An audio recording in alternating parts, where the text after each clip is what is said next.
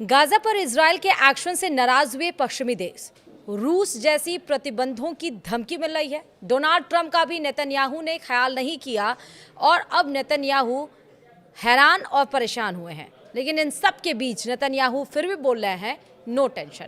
नमस्कार, आप देख रहे हैं न्यूज़ 18 और मैं हूं आपके साथ श्रुति श्रीवास्तव। इजराइल ने पिछले सप्ताह एक नए ऑपरेशन के तहत गाजा में एक बड़ा हमला बोल दिया। इजराइल ने अपनी कार्रवाई तभी शुरू की जब अमेरिकी राष्ट्रपति डोनाल्ड ट्रंप मिडिल ईस्ट में थे और कोई शांति समझौता कराए बिना ही वापस लौट गए थे।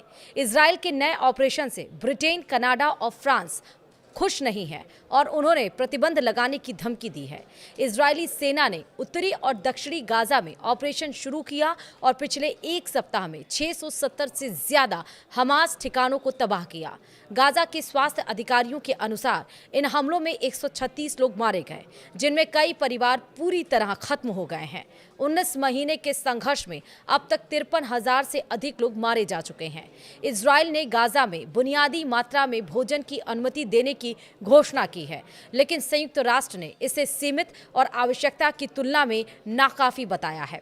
गाजा की 21 लाख की आबादी भुखमरी के खतरे का सामना कर रही है। ब्रिटेन, फ्रांस और कनाडा के नेताओं ने इजराइल पर सैन्य कार्रवाई रोकने और मानवीय सहायता की अनुमति देने का दबाव बनाया है। उन्होंने चेतावनी दी है कि अगर इजराइल ने ऐसा नहीं किया तो वे प्रतिबंध जैसे कदम उठाएंगे। इजराइल के प्रधानमंत्री बेंजामिन नेतन्याहू ने इन देशों की निंदा को हमास के लिए बड़ा इनाम बताया और कहा कि यह और हमलों को न्योता देगा। उन्होंने यह भी स्वीकार किया कि अगर गाजा में भुखमरी की स्थिति बनी तो इजराइल को अपने करीबी सहयोगियों, विशेष रूप से अमेरिका का समर्थन खोना पड़ सकता है। उन्होंने कहा, अमेरिका नेता हमसे कहते हैं हम आपको सब कुछ देंगे, हथियार और कूटनीतिक समर्थन, ताकि हमास को खत्म किया जा सके, लेकिन अगर भुखमरी की तस्वीरें सामने आई तो हम आपका समर्थन नहीं कर सकेंगे। यमन के हूती विद्रोहियों ने इजराइल के हाइफा बंदरगाह पर नौसैनिक नाकाबंदी की घोषणा की है और इसे अपने निशाने में शामिल किया। हालांकि बढ़ते हुए तनाव के बीच अमेरिकी नौसेना का जहाज USS ट्रूमैन लाल सागर से निकल चुका है और अमेरिका की ओर जा रहा है। इस बीच कतर की राजधानी दोहा में इजराइल और हमास के बीच अप्रत्यक्ष बातचीत शुरू हुई है। हमास के एक वरिष्ठ नेता ने कहा कि वे 7 से 9 इजरायली बंधकों को 60 दिन की युद्ध विराम और 300 फलस्तीनी कैदियों की रिहाई के बदले छोड़ने को तैयार हैं, लेकिन एक अन्य नेता ने इस प्रस्ताव को खारिज कर दिया। राष्ट्रपति डोनाल्ड ट्रंप ने गाजा में युद्ध खत्म करने की बात कही, लेकिन उन्होंने क्षेत्र को स्वतंत्रता क्षेत्र बनाने की भी बात की, जिसे लेकर सवाल उठ रहे हैं।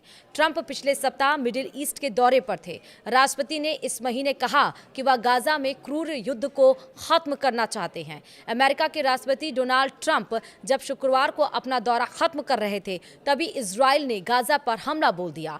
हमले ऐसे समय में हुए जब ट्रंप खाड़ी देशों के दौरे का समापन कर रहे थे। हालांकि अपने दौरे के दौरान वह इजराइल नहीं गए। लोगों को उम्मीद थी कि उनके दौरे से युद्ध विराम या मानवीय सहायता के रास्ते खुल सकते हैं।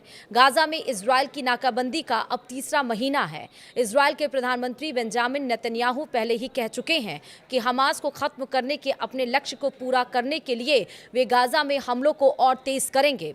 बीते मंगलवार को जारी बयान में नेतन्याहू ने कहा था कि उनकी सेनाएं कुछ ही दिनों में पूरे बल के साथ गाजा में प्रवेश करेंगी और मिशन पूरा करेगी, जिसका मतलब है हमास का विनाश। यह स्पष्ट नहीं कि बीते शुक्रवार के हमले इसी अभियान की शुरुआत हैं या फिर नहीं। इजराइल और गाजा के बीच यह युद्ध 7 अक्टूबर 2023 को शुरू हुआ था, जब हमास के नेतृत्व में आतंकियों ने दक्षिणी इजराइल में घुसपैठ कर 1200 लोगों की हत्या कर दी थी। इसके जवाब में इजराइल ने व्यापक सैन्य कार्रवाई की, जिसमें गाजा के स्वास्थ्य मंत्रालय के अनुसार अब तक 53,000 से अधिक फिलिस्तीनी मारे जा चुके हैं। गाजा के स्वास्थ्य मंत्रालय का कहना है कि मरने वालों में बड़ी संख्या में महिलाएं और बच्चे शामिल हैं। इनमें से लगभग 3,000 की मौत 18 मार्च को युद्ध विराम टूटने के बाद हुई।